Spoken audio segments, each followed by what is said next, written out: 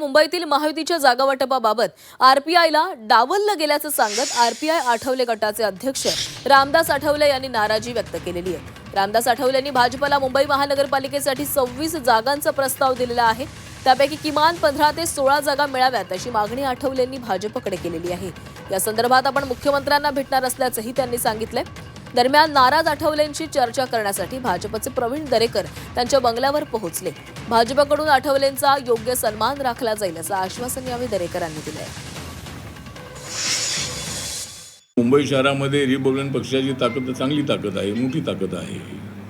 त्यामुळे रिपब्लिकन पक्षाला 15-16 जागा मिळाव्यात अशा पद्धतीची आमची अपेक्षा आहे आणि भाजपच्या कोट्यातून जागा देणार अशा पद्धतीची जरी माहिती असली तरी शिवसेनेला आमचा जो उपयोग होणार आहे तेव्हा दोघांच्या कोट्यातून आम्हाला 15 ते 16 जागा मिळाव्या अशा पद्धतीची आपली मागणी आहे आणि त्यासाठी आम्ही सर्व नेत्यांशी आज आणि उद्या भेटणार आहोत। रवींद्र चव्हाण यांची भेट मागितलेली आहे, बावनकुळे साहेबांची भेट मागितलेली आहे। मुख्यमंत्री आज येत नाही पण उद्या मुख्यमंत्र्यांची वेळ मागितलेली आहे।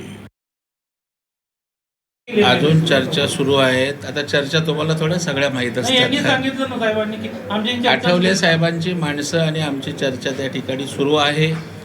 त्यांनी मागितलेल्या जागा कुठल्या कुठल्या देता येण्यासारख्या याचा सांगोपान विचार शिंदे साहेब, फडणवीस साहेब आणि आम्ही त्या ठिकाणी करतोय आणि निश्चितच कारण आठवले साहेबांच्या प्रति एक वेगळा आदर महायुतीचा आहे।